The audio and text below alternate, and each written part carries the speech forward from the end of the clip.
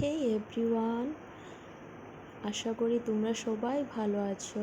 আজকে সকাল সকাল আমার কাকু আমার জন্য আমার বাবার বাড়ি থেকে অনেকগুলো সবজি নিয়ে এসেছে। তো এই সব সবজিগুলো আমার বাবা নিজের হাতে লাগিয়েছে। তো আমার বাড়ি থেকে প্রায় সময়ই আমার জন্য এরকম সবজি পাঠানো হয়েই থাকে।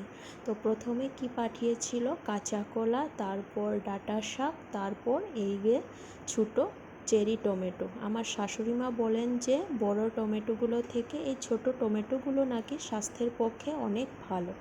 আর এগুলো হচ্ছে লাই পাতা। লাই পাতা ছোটো চিংড়ি মাছ দিয়ে খেতে কিন্তু দারুণ। তো যাই হোক, কি পাঠিয়েছে দেখি, এটা সঠিক বলতে পারলাম না, খুলে দেখি। আচ্ছা, ছোটো ছোটো বেগুন পাঠিয়েছে। ছোটো ছোটো বেগুনগুলো কিন্তু ভাজা খেতে, সকালে গরম গরম ভাতের সাথে ভাজা করলে খেতে দারুণ লাগে।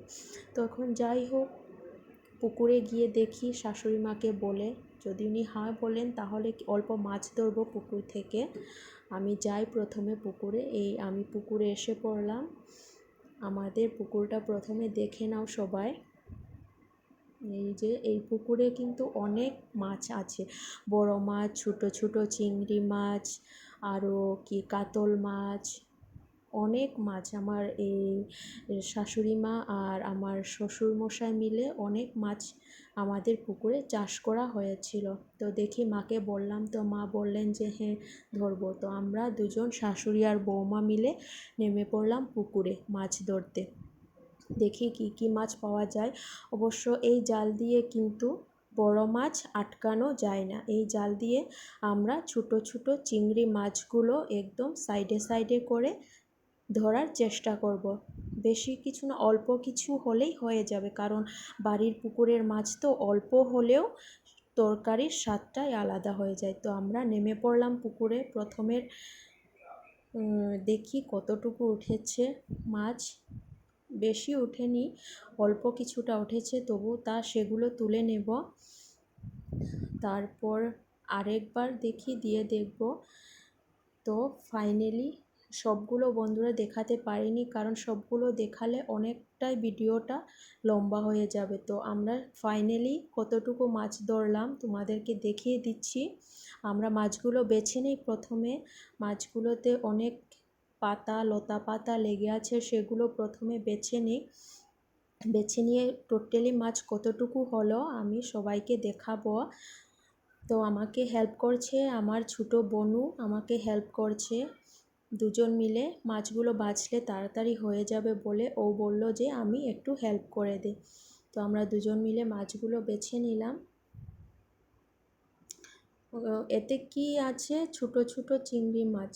তো এই শাকগুলো এখনও ধোয়া হয়নি। দেখুন এগুলোতে অনেক কি লেগে আছে। তো শাকগুলোকে প্রথমে ভালো করে ধুয়ে নিতে হবে।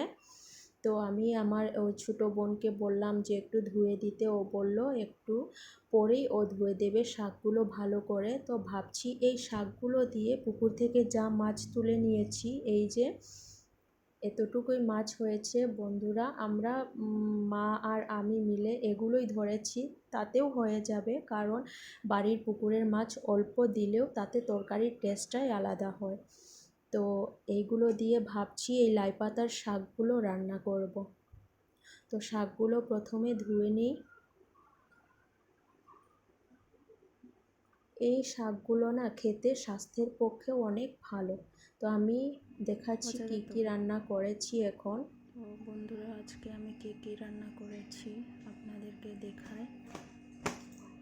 প্রথমে হচ্ছে লাই পাতা। প্রথমে এই লাই পাতা ছোটো চিংড়ি দিয়ে রান্না করেছি ঝোল।